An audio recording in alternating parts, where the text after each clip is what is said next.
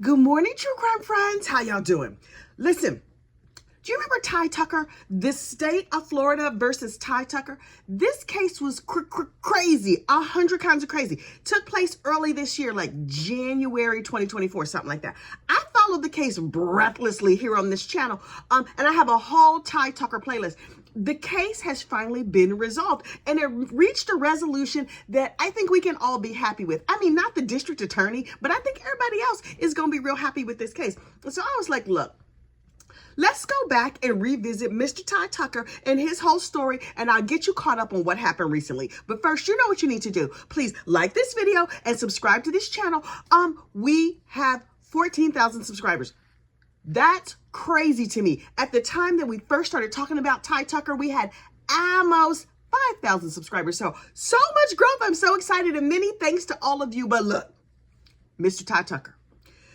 Ty Tucker's government name is Franklin Tyrone Tucker. Now, just this morning, I went back and I watched some of those old videos so I could get caught up on this case. And I'm thinking the same thing now that I thought then. White people name their kids Tyrone. Everybody calls Mr. Tyrone Ty. Okay, cool.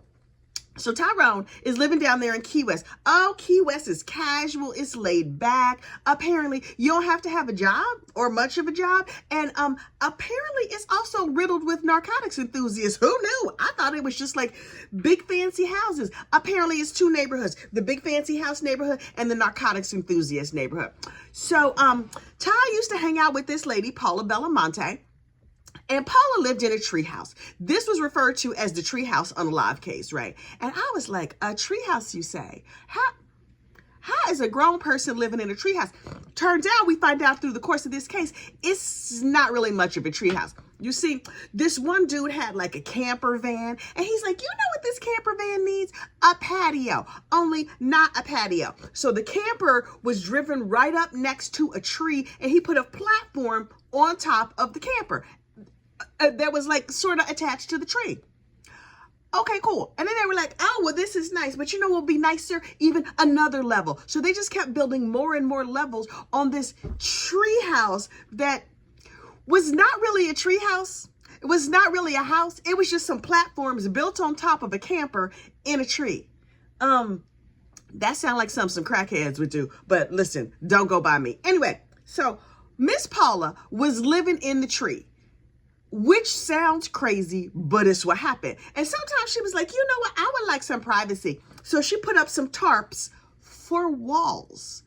Okay. Oh, and to make the arrangement more formal, the camper owner was like, so if you're going to live in the platforms above my above my house, then you're going to have to pay some rent. Now, I don't know how much rent she was paying. I don't know if she paid it in crack. I don't know what the whole story was. But Miss Paula Belamonte was living up in the treehouse and paying her rent maybe in crack. Anyway, so she's minding her own business, having herself some nice breakfast crack one day, and a friend comes by and is like, hey girl, hey, how you doing? And he's like, she's like, pull up a chair. Pull up a hunk of floor and let's sit and have a little chitty chat. Did she sleep in a nest? It just occurred to me. I wonder if something tells me she didn't have a bed. Is she willing to live in a tree? I seriously doubt she was deeply concerned about having an actual bed. I feel like she slept in a nest, but I also just made that up. So anyway, dude drops by her nest, and he was just like, hey girl, hey. And he cracked himself open a breakfast beer,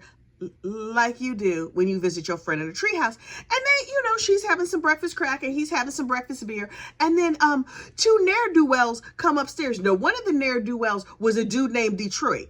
He was definitely black, because they don't make no white people named Detroit, in my opinion. Anyway, so Detroit comes up, and Detroit got a knife, and some other dude was with Detroit. We don't know who Detroit's partner in crime was. The police say it was Ty, but everybody else is like, it was not Ty. Anyway, Detroit and his compadre come up and whip out a knife, and they're like, give us all your crack, give us all your money. You see, Miss Paula Belamonte was in the sales and marketing and use of crack and other assorted narcotics, I assume, because you got to diversify the marketplace. Anyway, so she's just like, help me. Oh, I believe they were also choking her, trying to give up her drugs and money and stuff. And so she says to her friend who's having his nice breakfast beer, help me. He's like, what you want from me? You should maybe give them the money. And so she's like, dang it.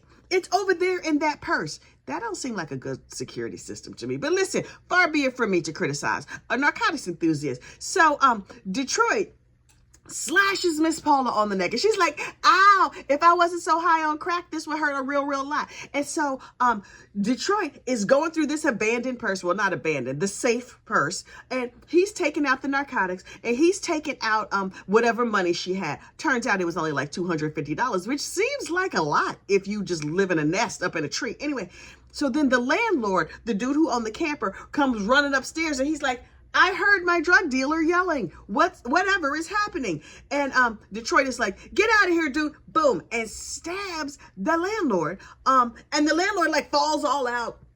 The breakfast beer dude was like, oh, I don't need none of this. So he crashed through a wall, and by wall, I mean tarp, and he runs off. And then Detroit runs off, and Detroit and the robber and unaliver and his compadre run off, and they go to the getaway car, right? Turns out the getaway driver heard all the driving and heard all the screaming and was like, oh no, this is not for me. And so he drove off. And so that forced Detroit and his compadre to run back to the warehouse where they lived. Apparently in Key West, you can live in a warehouse. Okay. Unhoused narcotics enthusiasts lived over here in this warehouse in like a group setting.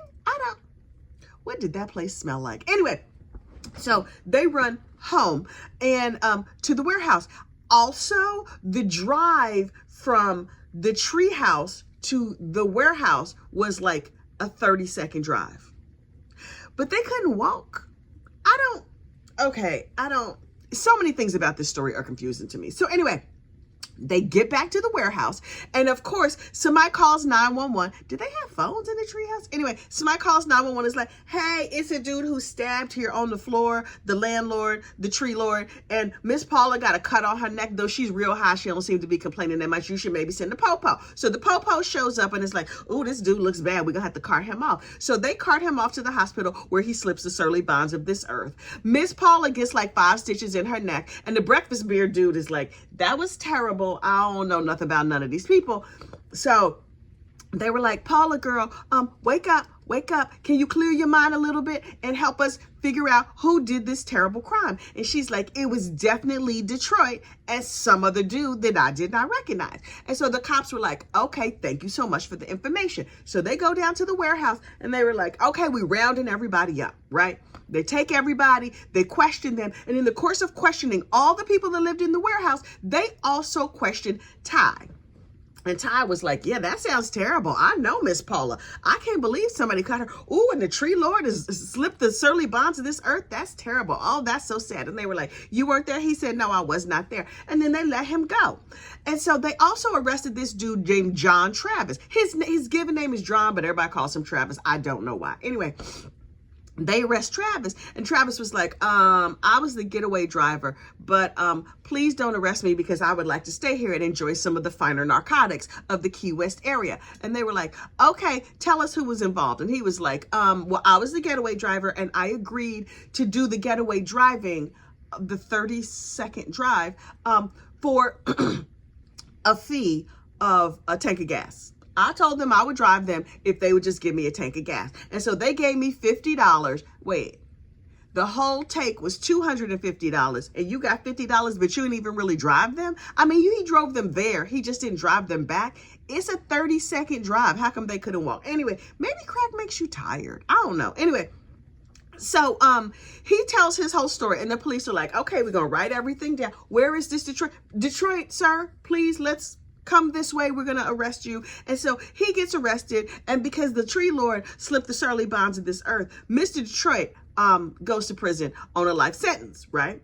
And the cops are like, okay, so we have Detroit, and we need to find Detroit's compadre. And so John Travis was like, if you give me narcotics and say I can go free, I will tell you anything you want to know. And they were like, who was the other person? He was like, it was Ty. And Ty, they were like, wait, the Ty that we talked to, who had a real good reason why he wasn't there and we believed him, but now we let him go. And John Travis was like, can you give me my stuff? I don't have to go to jail for being a getaway driver and getting the $50. Yeah, it was Ty. And so they were like, okay. So they arrest Ty and throw him in jail. And Ty was like, what? I was minding my own business, enjoying some nice, finer narcotics of the Key West area, and now I'm in jail. This is terrible, right? So the story is all on the news. Ty the whole time has been like, it wasn't me, it wasn't me, it wasn't me. Meanwhile, in California, this lady with purple hair was just like, oh, wait, did you see about this Treehouse unaliving? I went to high school with that dude, Ty. Oh my goodness, he was always a gentle, kind soul if he was a narcotics enthusiast. But you know, I guess he mellows out how he mellows out. I mellow out by making my hair purple. And so she's like, I have to help him. Turns out the purple-haired lady was one of the co-founders of CrossFit. So she had a lot of money. So she's like, I have all this money and all this purple hair. And so I'm going to reach out to my friend Ty and I'm going to see if I can help him. And they start talking on the phone back and forth. I was like, oh, that's nice. If you have a long lost friend from high school come along, you really wanted to be a multimillionaire. And so Ty gets lucky and she's like, I am now Ty's girlfriend because we talked a whole lot and we really love each other. And his narcotics enthusiasm goes with my purple hair. We are going to live happily ever after. And then they get engaged and then they get married. Okay. So Ty is like, okay, so I was living in a warehouse and then I was living in jail. Now I married this very rich lady and she got all that good bail money. So he got bailed out and he was living in a really nice place because his wife is a multimillionaire, right? And he was just like, I'm going to go to court and fight this. And yes, we have all this money. And yes, we can afford to hire like a real lawyer to deal with this whole situation. But what we need to do is point out the corruption in the Key West legal system because I would rather be right than live a peaceful life. And so I am going to defend myself. I think I can do it. And everybody in the whole world was like, Heifer, what? You gonna do? You got all this money. You have a lovely purple-haired wife. And what you're choosing to do is defend yourself to shed light on your case.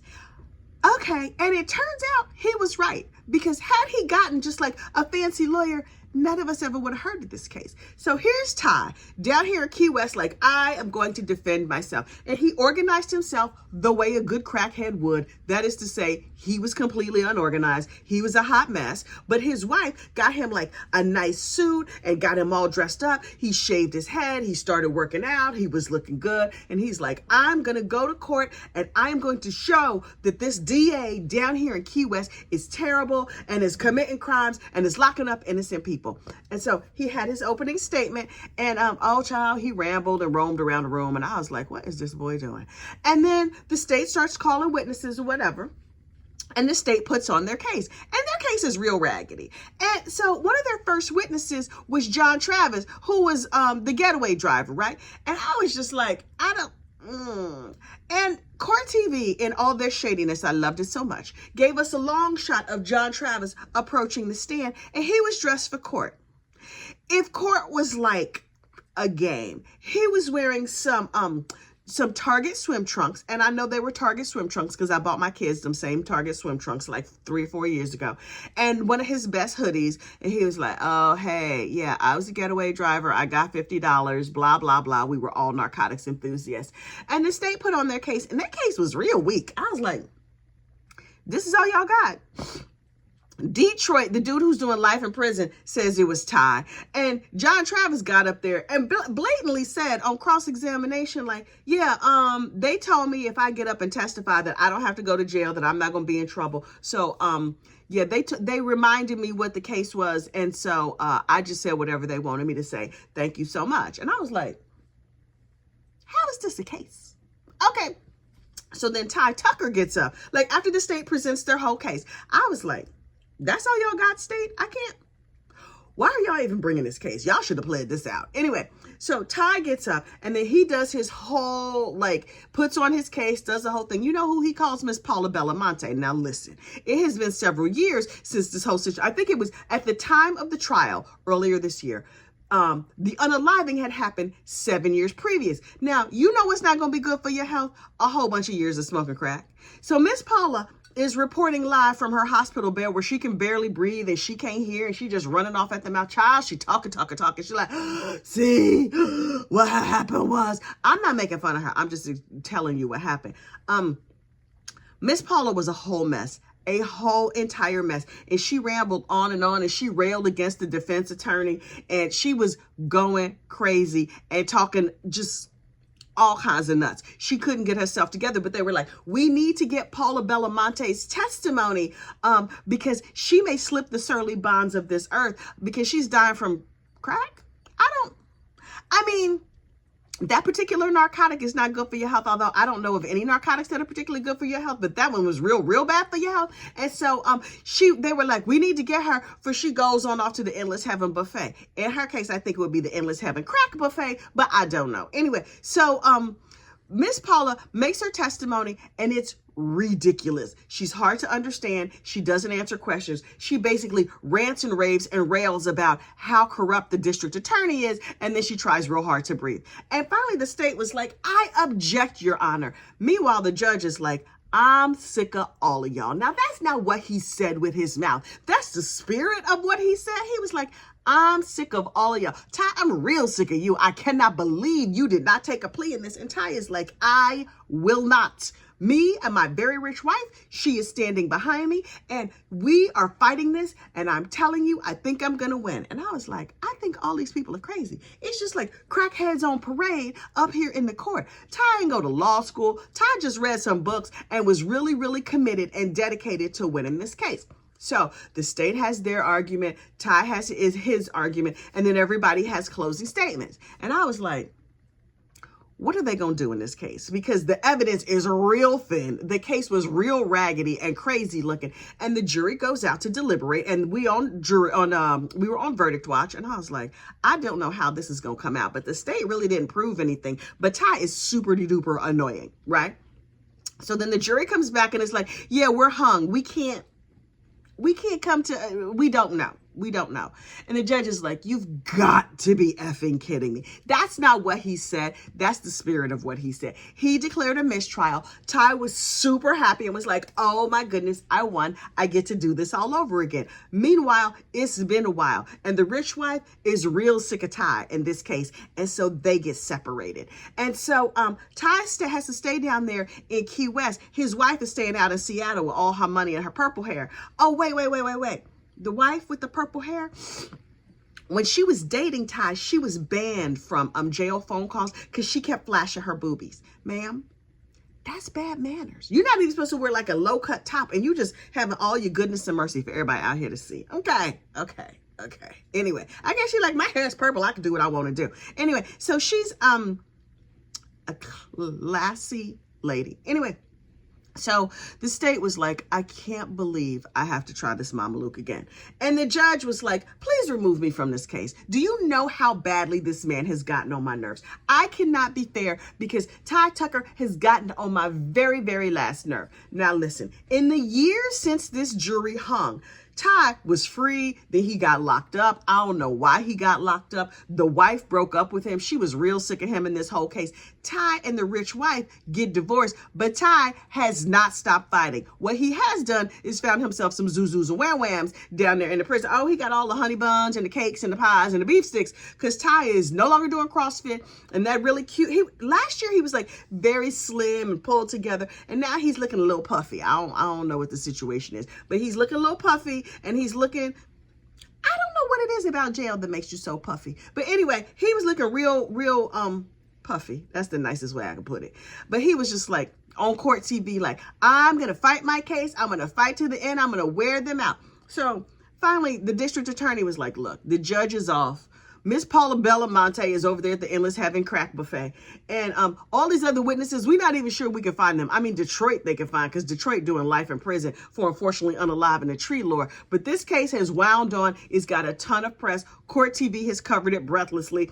Ty is up there with Vinnie Politan living his best court TV life. Finally, a plea deal was reached. But Ty wants you to know it was not a plea where he pleads guilty. It was a no contest where they were like, okay, we will finally let you out of prison. And we promise not to come back after you on these charges again, because our case was real thin and shaky anyway. So now Ty is out here in these free streets. Now, to my thinking, he would be like, okay, I'm free. No charges are against me. This is great. I could go off and live with my beautiful purple-haired wife with her millions over there in Oregon. That is not what Ty plans to do. You want to know what Ty plans to do? Ty is now going to sue Key West. I started to say Key Lime. Ty is going to sue the municipality or whatever of Key West, not Key Lime, civilly. So he's going to stay in court on this dumb case that now took place 8 years ago. Everybody from this case has slipped the surly bonds of this earth. I mean, not everybody. A lot of the people, the key players, are no longer on this mortal coil. And Ty, bless his heart, I believe he has made this case his entire personality, right? He's given up his wife, his relationships, things to strain with the kids and all kinds of other stuff. And he's like, you know what I'm going to do now? I'm going to stay here in Key West and keep fighting the system. Sir. Listen, you're not asking me, and you're probably not even watching this video, although who knows, because all kinds of crazy people watch these videos. But leave it alone, sir. Leave it alone. You free. You can afford all the key lime in the world. That rich purple-haired wife who likes to show her boobies, she would probably take you back if you get your act right fully installed. But he's gonna stay in Florida, and now he's gonna file a civil suit for wrongful imprisonment, weak case, tree landlord unalive. I don't know what he's suing Key West for, but he's gonna sue them because this is now his cause. Sir, go and enjoy your wife. But listen, there's an entire playlist where I recap day by day the trial of the state of Florida versus Ty Tucker. But thank goodness it's resolved now. Ty, go get yourself a slice of key lime pie and have a lovely day. I will see you later. Bye.